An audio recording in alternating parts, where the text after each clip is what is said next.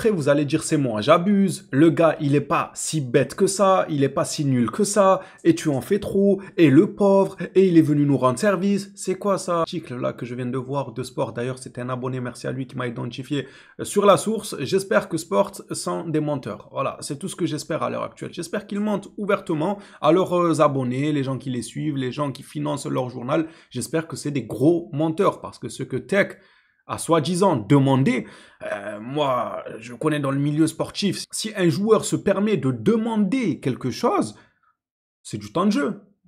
Coach, est-ce que je peux jouer aujourd'hui, demain, lors du match prochain, je peux jouer un peu plus que d'habitude? Regardez seulement, venez, on va voir, venez avec moi, on va voir Tech ce qu'il a demandé. Alors, Chesney, autrement dit Tech, demande le retour de Juan Garcia. Tech a vécu une soirée cauchemardesque. Le reste ne m'intéresse même pas en réalité. Il a vécu une soirée cauchemardesque à Bruges là-bas qui aurait pu tourner au désastre, je sais pas quoi, avec le but annulé et tout. Ça m'intéresse pas. Oui, on a tous vu qu'il est éclaté au sol et ça depuis un bon moment déjà. Moi, ce qui me dérange par-dessus tout, c'est qu'il n'a pas envie de jouer et ça, c'est très grave. Quand tu payes quelqu'un par mois, par année, et que le gars n'a pas envie de jouer. Il demande le retour de Tech, mais en temps normal, les gens demandent de jouer un peu plus. C'est incompréhensible. J'espère qu'il ment. C'est Sport qui le rapporte. J'espère que c'est un mensonge. Je n'arrive pas à le croire. Pour moi, c'est impossible. Sinon, c'est le licenciement, là, directement. Bref, passons à l'actualité du jour. Je ne sais même pas si je vous ai salué. Salut à tous les Blaugrana. J'espère que vous allez bien. On va parler un peu d'actualité. Ça va pas être hyper lent, mais il y a quelques informations intéressantes. Retour au Camp Nou pour un premier entraînement. Il y a de quoi se faire plaisir ou aussi une nouvelle qui fait penser à quelqu'un. Non, ça vous dit rien, ce genre de communiqué. David Moreno, 13 ans, le plus grand talent de la Masia, souffre de problèmes de croissance.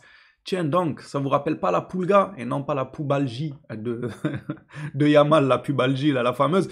Non, non, pas ça, la Pulga. La Pulga, c'est quand même mieux que la pubalgie. David Moreno souffre de problèmes de croissance, mais on nous rajoute par-dessus tout que c'est le plus grand talent de Barcelone à l'heure actuelle.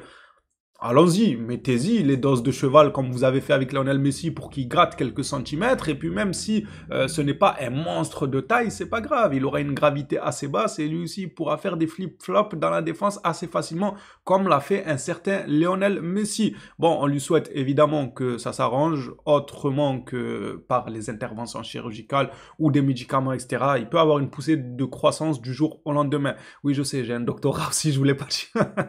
je suis docteur à mes heures perdues. On lui souhaite sincèrement de trouver la solution à son manque de croissance, à cette souffrance-là. Et ceci dit, on peut enchaîner avec la suite de l'actualité en espérant voir un grand joueur débarquer. Parce que cette saison-là, Flick, il s'est pas tant que ça appuyé sur les jeunes de la Masia. On a été habitué ces dernières années à chaque année un joueur. Chaque année, regardez bien là, 4-5 ans en arrière, à chaque fois, ah, il y a lui, il y a lui, il y a lui. Cette année, oui, il y a eu Draw, etc., ok, mais on ne le voit pas tant que ça sur le terrain. Flick ne s'appuie pas concrètement sur lui. Il y a d'autres joueurs qu'on nous dit qu'ils sont extraordinaires à l'entraînement, que même le technicien allemand les trouve époustouflants, mais on ne les voit pas sur le terrain. Allez, lancez-nous un petit de la Masia là qui va redonner la joie lors de cette saison qui commence très très mal. Luis de la Fuente, le sélectionneur espagnol, déclare jeudi en toute conviction que Lamine Yamal est en parfaite condition. Non mais qu'est-ce qu'il en sait, sincèrement? Bon, c'est vrai qu'il joue, et il joue beaucoup. Pour quelqu'un qui a une pubalgie, c'est vrai que Flick, il tire sur la corde encore une fois, il le met des 80 minutes, 85 minutes à chaque match. Mais de là à ce que le sélectionneur dit qu'il est en bonne condition, c'est faux. Alors tu peux dire, j'ai cru le voir jouer ces derniers matchs, j'estime qu'il peut jouer. Voilà, et c'est vrai, personne ne pourrait le contredire. Écoutez, il est sélectionneur, il a des matchs, des victoires et des compétitions à aller gagner et préparer bien convenablement comme il faut. Et on lui dit non, il joue au Barça, par contre quand c'est en tour, on ne le sélectionne pas. Il est malade, il a la pubalgie. Frérot, il a joué un match avant la trêve. C'est vrai que c'est frustrant, moi je peux le comprendre. À chaque fois, je vous le dis, c'est pas noir ou blanc, c'est toujours un peu gris. Il y a moyen toujours de se mettre à la place des deux parties. Alors oui, il y a des moments où Luis de la Fuente, il a abusé avec des joueurs, à les sécher, dans notamment Pedri. Mais quand c'est un cas comme ça, on nous dit qu'Yamal est amoindri, qu'il a besoin de repos, qu'il s'économise, mais que le Barça le fait jouer, eh bien lui aussi il a le droit de le sélectionner. Non, au bout d'un moment on peut pas être de mauvaise foi. Sauf que je comprends pas pourquoi il dit qu'il est en parfaite condition. Ça, c'est de trop pour moi.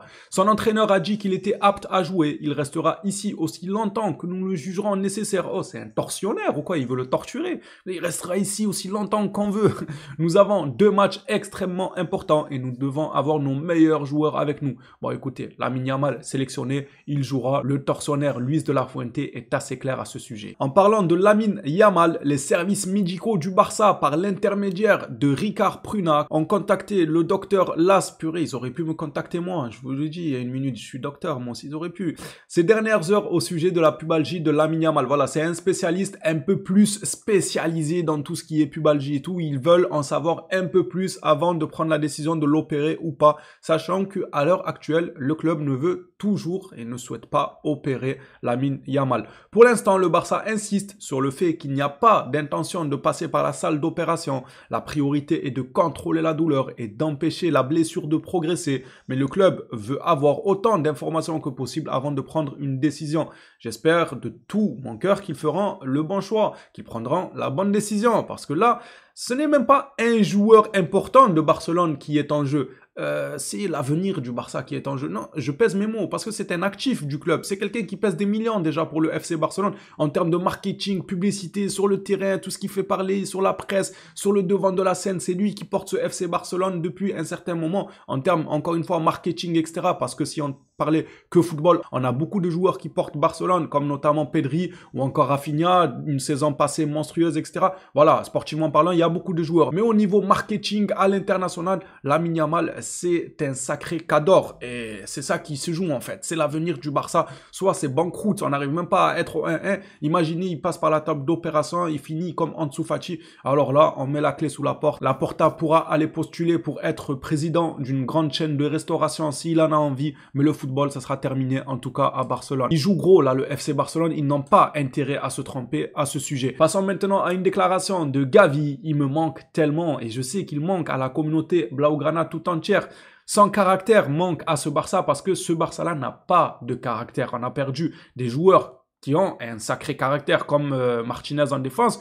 Gavi, c'est des joueurs qui se transcendent dans les matchs, ils se transforment, ils arrivent à donner cette grinta aux autres coéquipiers. On a perdu Gavi, tu perds Martinez, merci Deco. Gavi, c'est une blessure évidemment. Deco n'a rien à voir là-dedans, mais quand même, pour Martinez, il est mêlé, il est aussi mêlé dans d'autres dossiers. Il est fatigant, on va pas ouvrir son dossier. Lisons juste ensemble la déclaration de Gavi.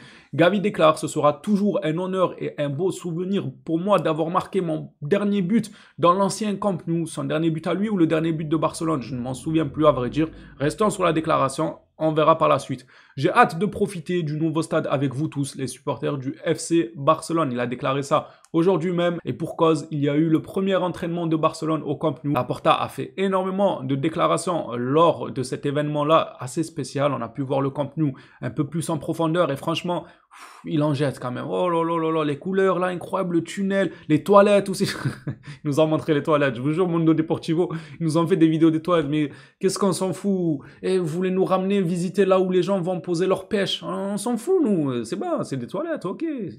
Tu fais ta commission et montrez-nous les couloirs, le banc de touche, les tribunes. Ça, oui, c'est intéressant. Les vestiaires aussi, hyper intéressant. Tu montres-moi les gens où ils vont envoyer des fax. Je m'en fous, moi, où est-ce qu'ils envoient des fax, les supporters, lors d'une rencontre. Mais enfin, bref, il est assez joli, le Camp Nou, et il est loin d'être terminé. Laporta nous promet que ce sera le plus grand stade d'Europe et certainement le plus beau, évidemment, avec la meilleure équipe aussi au passage. Je ne pense pas trop me mouiller en disant ça, même si début de cette saison, c'est compliqué de dire des termes aussi forts, mais allons-y, restons coriaces seulement, c'est le Barça quand même. Bref les Blaugrana, c'est déjà la fin de cette vidéo actualité, et oui, elle fut courte, on n'a pas eu beaucoup d'informations. Enfin, il y a eu les déclarations de Laporta, mais je vous mens pas, sachant que c'est un gros mythomane, je n'ai pas que ça à faire, à lire 20 pages de Laporta, pour qu'au final, parmi ces 20 pages, 18 sont fausses, erronées, il raconte que des bêtises dedans.